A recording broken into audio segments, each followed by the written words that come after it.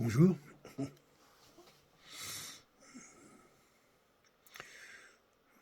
Ça va pas être facile de s'exprimer sur Internet bientôt par rapport, je dirais, à des idées non consensuelles.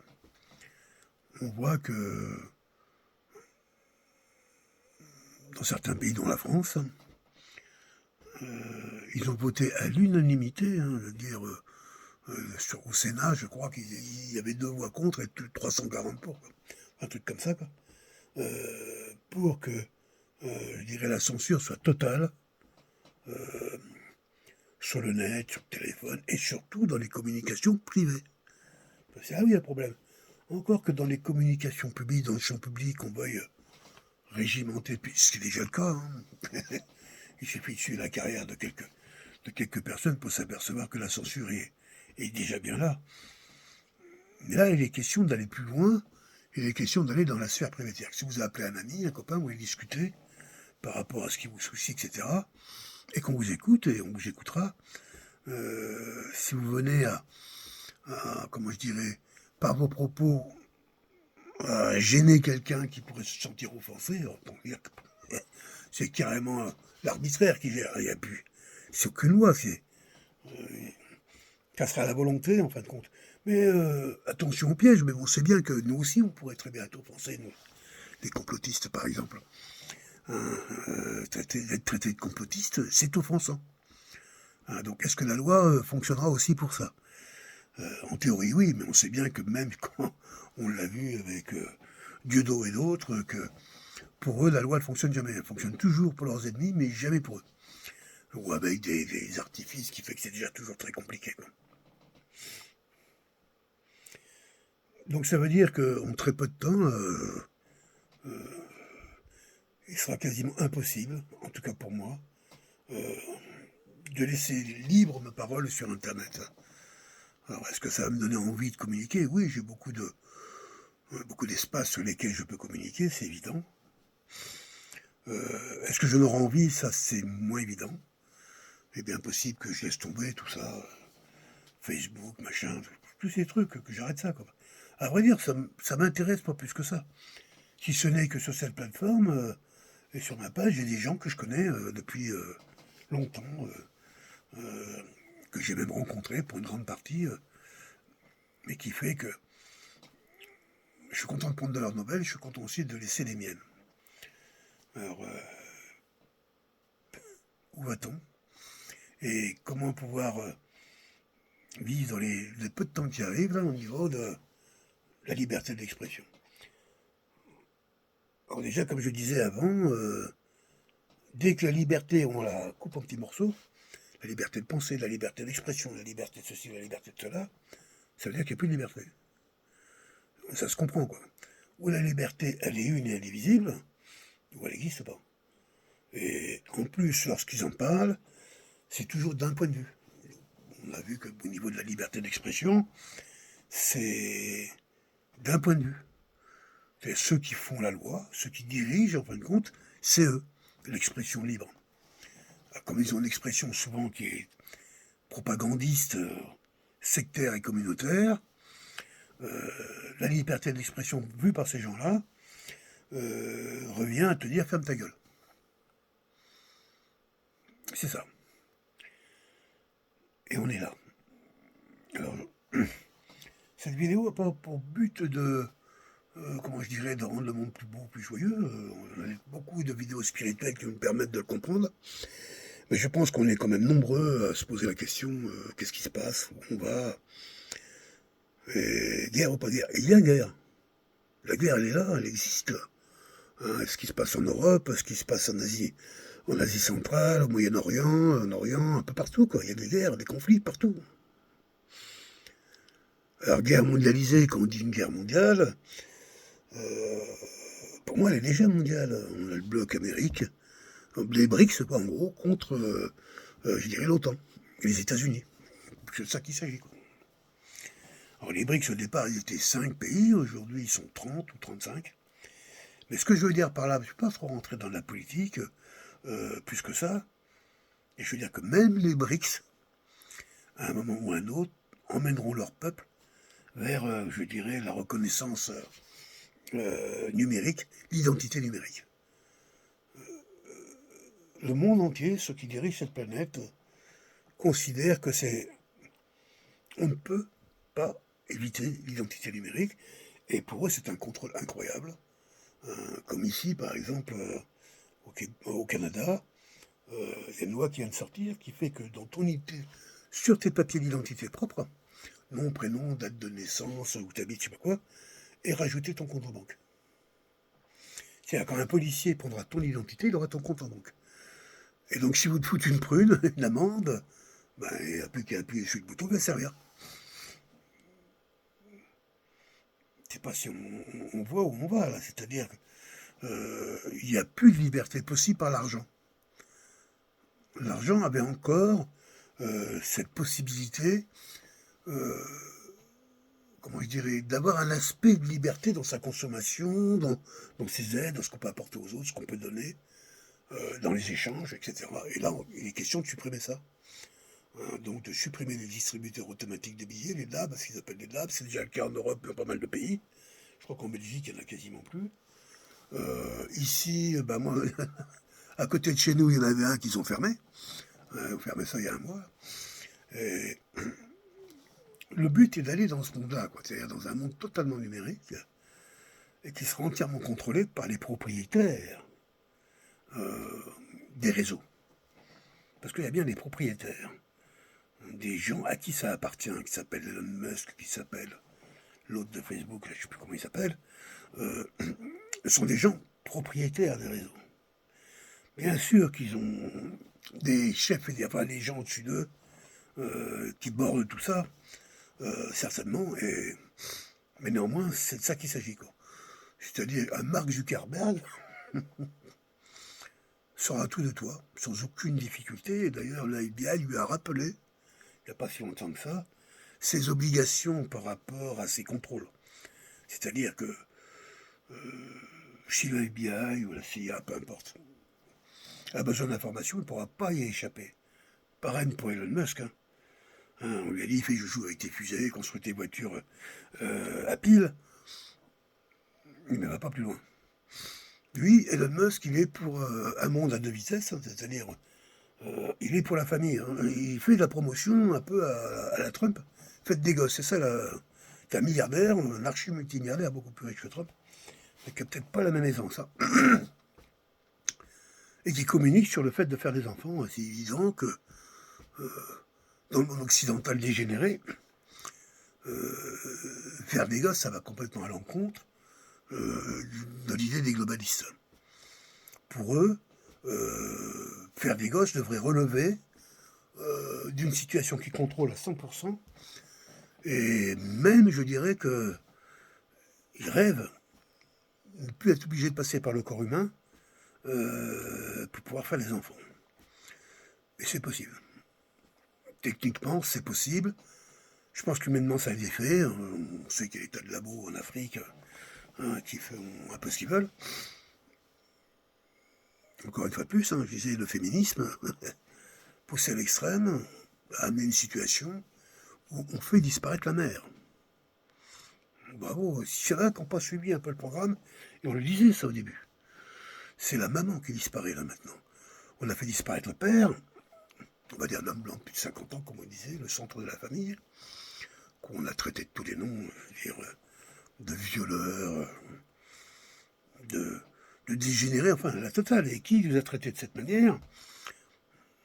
Des PD, transphobiques, des trans, c'est eux qui ont mené la charge. Ce que j'ai compris dans tout ça, je me disais, comment ça se fait qu'un Micron s'est retrouvé au pouvoir chez nous? Qui, quand Attali s'est vanté de l'avoir choisi, de l'avoir mis en route? Pas lui tout seul. Le séfarade a toujours l'obligation d'ouvrir sa gueule. Donc son côté, mais c'est pas lui qui a pris cette décision. Mais il a dû y participer, certainement. Pourquoi ce type-là? Pourquoi ce couple-là? On va le savoir bientôt. Mais j'ai le sentiment, quand même, malgré tout, qu'ils ont été choisis pour la haine de la France qu'ils ont en eux. Parce qu'ils sont juifs, peut-être, mais c'est pas la seule raison. Et j'arrive à la comprendre. Il y a 30 ans, 40 ans, les changements de sexe, etc. En France, c'était, comment je peux dire, mal vu, c'est plus que ça, c'était ignoré.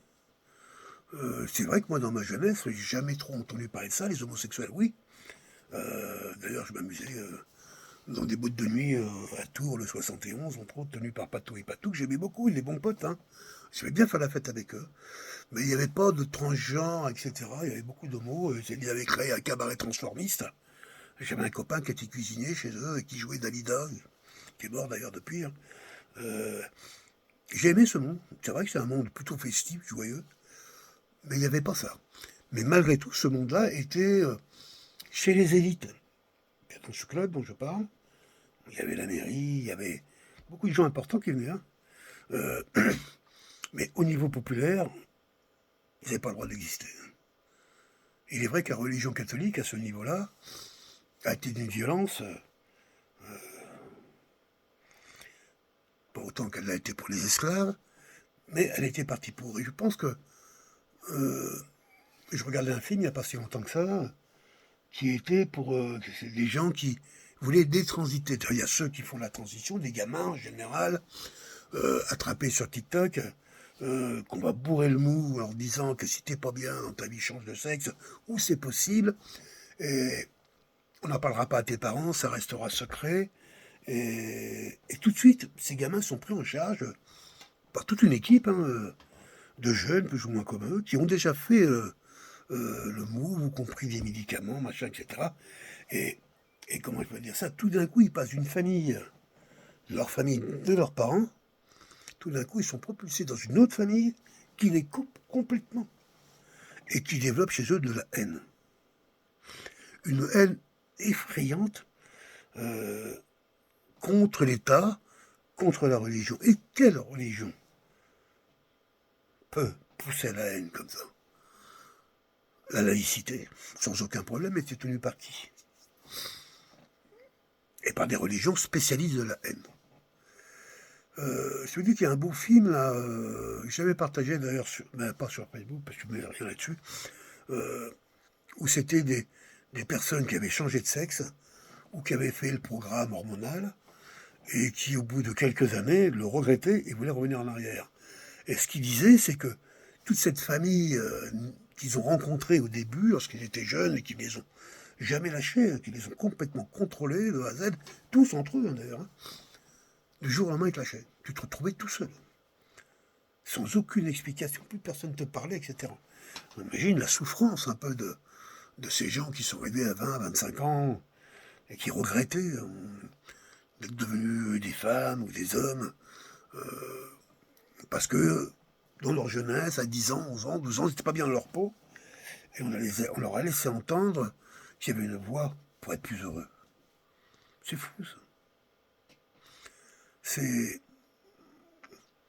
d'une malveillance hallucinante. Mais je comprends quand même que si Micron et Brichel, Brichette pour Brigitte et Jean-Michel, Brichel, et Micron parce que ça vaut pas plus.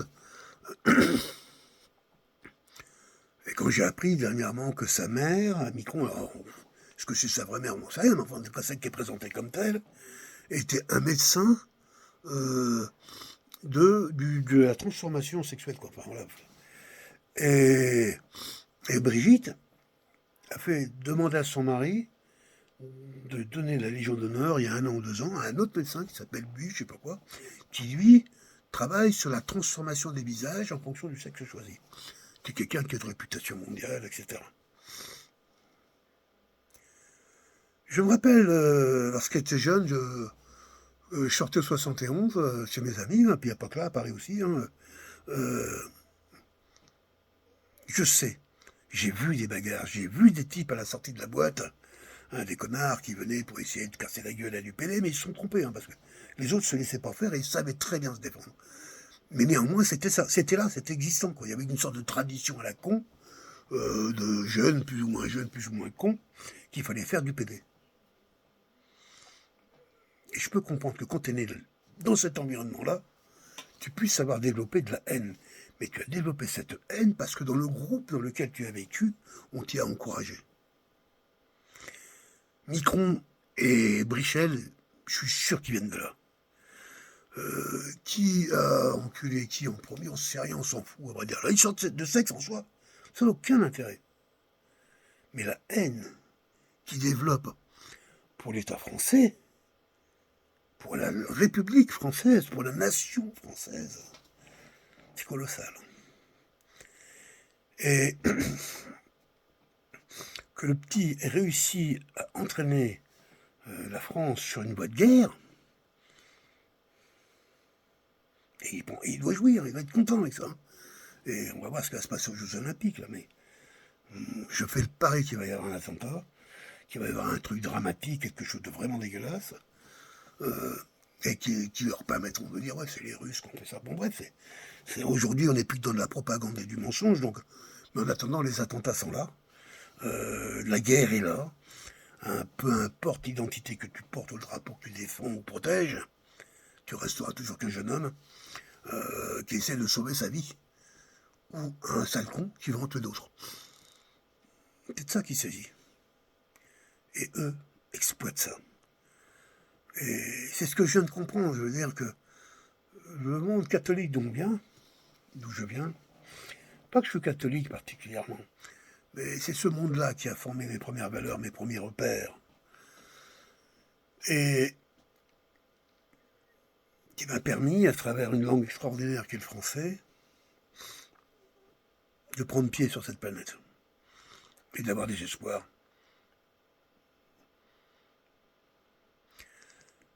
Quand je vois toutes les insultes qui sont faites à ma nation, c'est notre génération et la génération des anciens qui est visée. Les 15-25 ans, bon, il reste dans TikTok qui s'amusent, peu importe, sont décérébrés déjà depuis longtemps, il n'y a plus rien là-dedans. Mais ceux qui ont le patrimoine, ceux qui ont l'argent, c'est les gens de ma génération et plus vieux. Alors on dit que c'est les baby-boomers qui ont voté pour Macron, c'est bien possible, mais pour Micron, c'est bien possible, même si ça m'étonne quand même, mais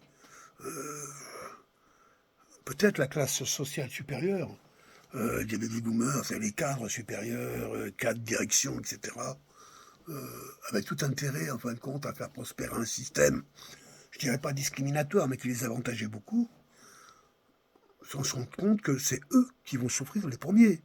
Le système, il n'est pas là en train de vouloir protéger les intérêts de certains. Pas du tout. Tout le monde va y passer. Les seuls survivants, c'est les élus. Les élus. Les survivants, je veux dire, qui prennent le contrôle du monde. On parle de milliardaires, qui sont riches. Oui, c'est vrai, ils sont immensément riches. Mais au-dessus d'eux, qui commande au-dessus d'eux? Il y a des hommes de religion qui sont d'une force et d'une puissance inimaginables. Donc ces gens-là écoutent ce que eux attendent et espèrent. Pour moi, je pense que la guerre va être déclarée au mois de juillet. Je le pense sincèrement.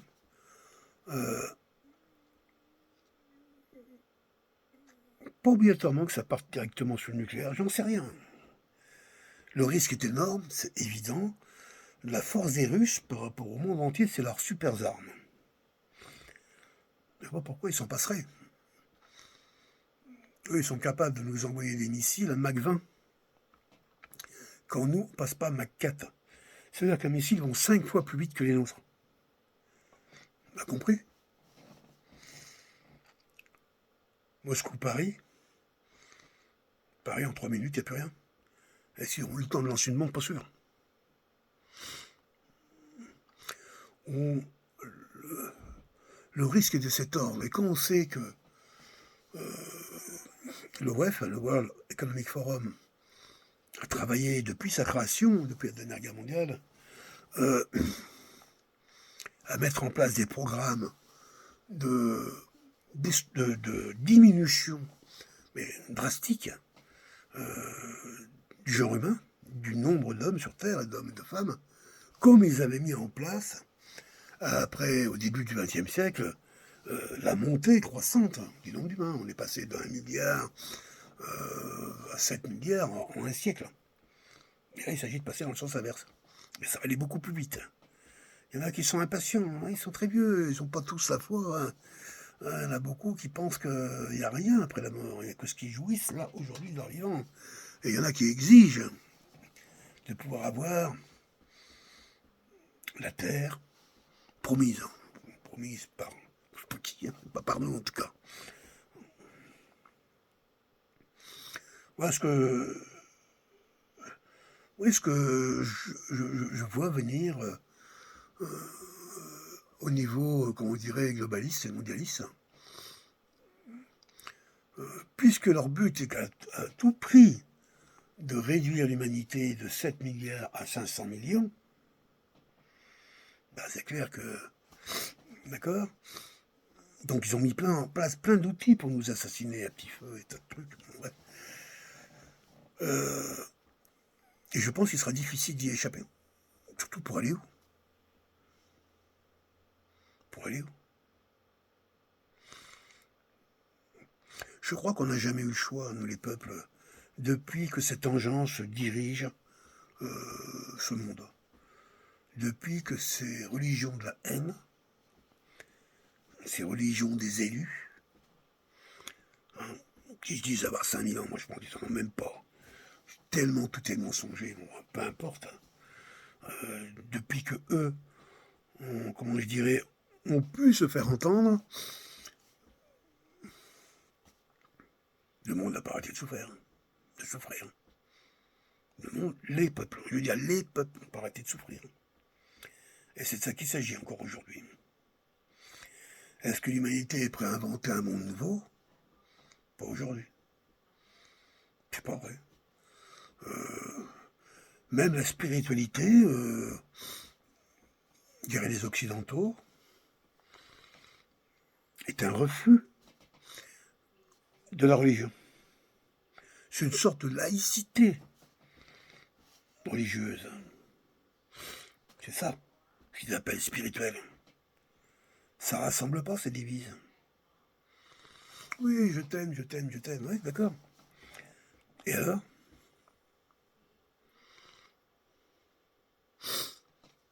On a même fait croire aux jeunes générations, les Tanguy, que s'ils souffraient aujourd'hui, c'était à cause des vieux. Faut être honteux quand même pour que les jeunes puissent penser ça. Mais ils le font. Avec les dents suffisamment longues pour espérer que les vieux crèvent assez vite pour toucher l'héritage. On est rentré dans ce genre d'état d'esprit. Moi, j'aime moi. Et cette direction-là, qui est entreprise déjà depuis longtemps, nous conduit là où on est aujourd'hui. À la fin du monde. À la fin d'un monde.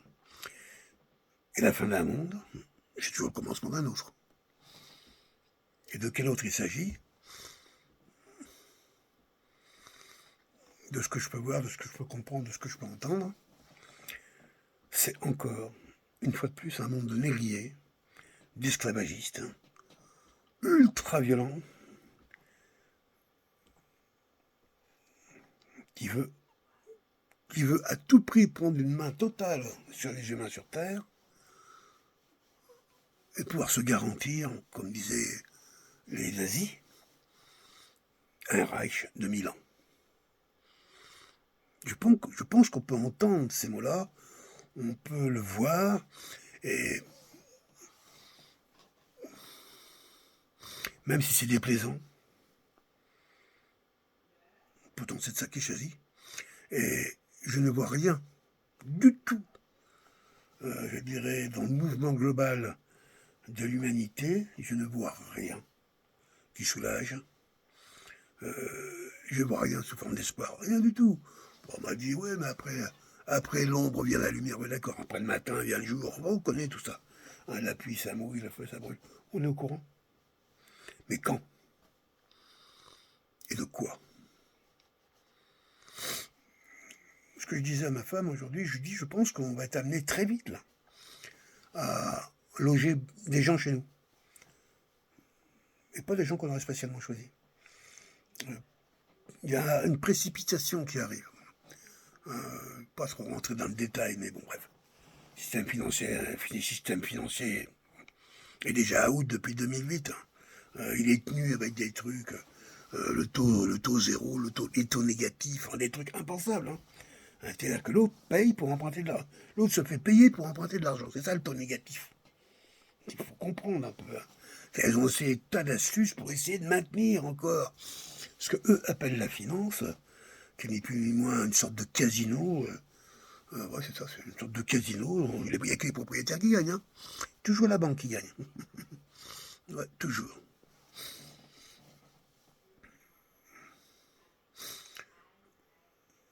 On est là. On en est là alors. Il y a le 8 avril qui arrive.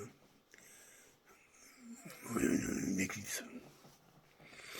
Et je vois qu'aux États-Unis, ils ont décidé de sortir la garde nationale pour cet événement-là. L'armée, quoi. Pour une éclipse solaire. Moi, j'en ai déjà vu, je sais pas, 3-4 dans ma vie. Pour une éclipse solaire, ils veulent sortir l'armée. Qu'est-ce qui va se passer? Qu'est-ce qu'ils redoutent? Que papa et maman, avec les enfants et des lunettes, ils sont allés dans le bois là-bas, en haut de la colline pour essayer de voir ça. Ça va pas faire de les terroristes en l'instant. Hein. Qu'est-ce qu'ils redoutent? Et quand je vois Micron là, qui parle des Jeux Olympiques, qui commence déjà à accuser les Russes. C'est clair. Hein. Ils nous ont dit, comme ça, il y a 15 jours, 3 semaines, on a volé des documents sur la sécurité des Jeux Olympiques. Après, on a volé notre mallette sur les trucs de la gendarmerie. Pourquoi ils nous le disent? Pourquoi ils nous disent ça à nous, les peuples? Pourquoi ils nous racontent cette histoire-là? Ils préparent une ligne médiatique sur du temps court, et l'autre, il arrive à la fin, et on redoute une action des Russes. Je vais faire la synthèse. Je pense que cet attentat qui risque d'avoir lieu aussi, alors je disais du 8 avril pour l'histoire de qu'est-ce qui va se passer, on ne sait rien, on peut faire croire beaucoup de choses. Hein. Et l'ouverture des Jeux où il y a toutes les caméras du monde qui vont être carrément braquées sur l'événement, et caméras contrôlées, hein, bien sûr. Hein. On sait que le système médiatique général est contrôlé à 95% par les mêmes. Même plus, 98%. Et quelle opportunité extraordinaire dans une période de mensonges et de propagande que de faire un attentat ou de laisser faire pour accuser l'ennemi et pouvoir enfin déclarer la Troisième Guerre mondiale. Parce que je pense que ce pouvoir guerrier, ce pouvoir économique, parce que la guerre c'est avant tout du fric, exige une guerre. Ils la veulent. Quitte à prendre le risque que ça soit nucléaire. En sachant que si elle l'était, les objectifs du WEF, qui sont cette diminution de l'humanité, seraient largement servis. Une grande guerre mondiale à coup de nucléaire, c'est 2-3 milliards de personnes qui vont disparaître, et pas en 6 mois. C'est ça qui va se passer. Peut-être. Oiseau de mauvais augure, je suis. C'est possible. C'est mon sentiment à travers ce que je crois comprendre un peu de ce qui se passe, en sachant que ce qui se passe réellement, tout est secret. On a plutôt de bon sens pour pouvoir analyser les choses, tellement les outils d'analyse sont mensongers, sont déformés. Donc il faut vraiment avoir une bonne culture solide en soi pour voir un peu ce qui se passe, qui tire les ficelles et comment. Je pense avoir cette culture-là, suffisante en tout cas pour me permettre d'affirmer des choses comme ça. Et c'est pas pour faire peur, c'est pour dire. Moi, ça me fait pas peur. Qu'est-ce que je te dis, on n'y peut rien. Nous, on est là. Et les peuples, qu'est-ce qu'on fasse? Face à ces machines gigantesques, on doit s'occuper de nous. S'occuper de ceux qui sont autour de nous. Je crois que c'est ça notre mission. Moi, je la sens. Et comme je disais à Michel, peut-être que c'est à nous, les vieux, de s'occuper des anciens. Peut-être. Peut-être que c'est là que ça se passe, notre chemin. Parce que on est quand même, nous, personnellement, beaucoup plus près de la fin que du début. C'est une vérité. Mais comme je disais, comme j'ai toujours dit, une chose que j'aimerais avant tout, pour moi, ce qui est essentiel, et j'y travaille même si je ne réussis pas toujours, c'est d'arriver à mourir vivant. Je sais que vous m'avez compris. Je me disais ce matin que des gens se sont levés, se sont souris, se sont parlé. On fait du café, on fait du chocolat, on fait du thé, on écouté leurs enfants, on refait leur lit, ils sont partis au travail, on conduit leur voiture, sont restés à la maison, on écoutait leur télévision, et on chantait. Il y en a qu'on dansait, il y en a qu'on fait la fête, il y en a qu'on sourit. C'est ça que les humains vivent tous les jours, pour l'essentiel des humains. Et aux endroits où les maîtres ont créé les zones d'enfer, même là, tu peux encore voir des sourires et du vivant. Il y a quelque chose d'extraordinaire chez l'humain pour ça. Et j'ai vu ça beaucoup en Afrique. C'est la résilience des miséreux. La résilience de ceux qui ne possèdent rien. C'est-à-dire quasiment tout le monde. Et cette force-là, qui s'essaie à tout prix de détruire, en crétinisant nos enfants, nos petits-enfants, en les rendant débiles, malgré tout,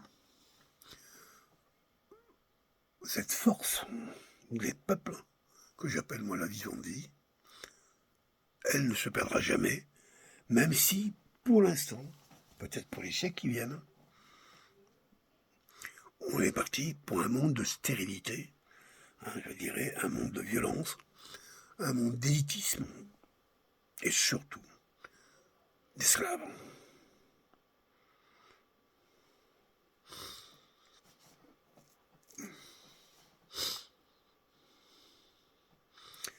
Voilà, je voulais juste partager ces quelques mots. Je pense qu'il y en a beaucoup qui sont comme moi, qui ressentent ça, qui n'osent pas le dire, on n'a pas envie de le dire, parce que... mais pourtant, je pense que c'est important de le dire, d'essayer de mettre ça à plat, une bonne fois pour toutes, c'est de permettre d'aller faire autre chose, de pouvoir libérer ça pour pouvoir te retrouver toi. C'est ça.